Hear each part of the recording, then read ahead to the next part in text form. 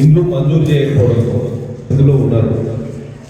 ఇప్పుడు కేంద్ర రాష్ట్ర ప్రభుత్వాల సహకారంతో అంటే కేంద్రం 2 లక్షల రూపాయలు ఇస్తుంది, రాష్ట్రం 3 లక్షల రూపాయలు ఇస్తుంది. మొత్తం 5 లక్షల రూపాయలతోటి స్లాబులు కట్టుకోవాలనేది సంకల్పం. ఆ సంకల్పంలో ఇవాళ 63 మందికి ఇవాళ మంజూరు పత్రాలు ఇస్తారు.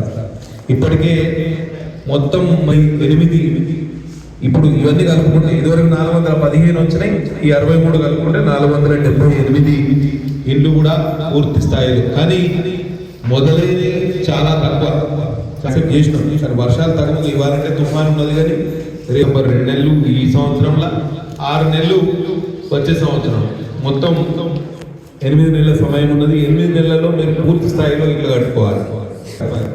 రూఫ్ లెవెల్ మీరు ఆ లెవెల్ గోడ కట్టినప్పుడు పిల్లర్లు ఉన్నా పిల్లర్లు లేకపోయినా, పిల్లర్లు ఉంటే 1 లక్ష రూపాయలు ఎక్కువ ఖర్చు అవుతుంది. పిల్లర్లు లేకున్నా కూడా మీరు స్లాబ్ వేసుకోవచ్చు గోడల మీద.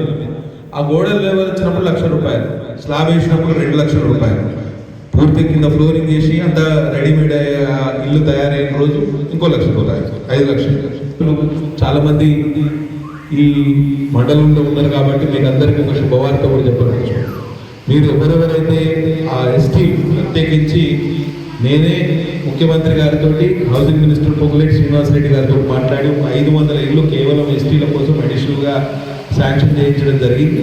కాబట్టి ఆదివాసులు ఎవరున్నా కానీ మీరు దరఖాస్తు పెట్టుకోండి. ఇల్లు కడదామనే సంకల్పం మీకుంటే చాలు, తప్పకుండా ఇల్లు మంజూరు చేయించే బాధ్యత మాకు ఇవ్వడానికి మేము సిద్ధంగా ఉన్నాం. మీరు తొందరగా మా ఇక్కడ L1లో మాత్రం మీ పేరు ఉండాలి, L1 ఐడి ఉండాలి. L1 అంటే ఏంటి? అటు వరి కానివ్వండి కొంత నష్టం జరిగింది. నేను ఇదివరకే అగ్రికల్చర్ ఆఫీసర్లతో మాట్లాడడం జరిగింది. ఎక్కడైనా ఇబ్బంది జరిగిన పరిస్థితులు, ఇక్కడ పంట ఏదైనా నష్టం జరిగిందో దాన్ని కూడా భర్తీ చేయడానికి ప్రభుత్వం సిద్ధంగా ఉన్నది.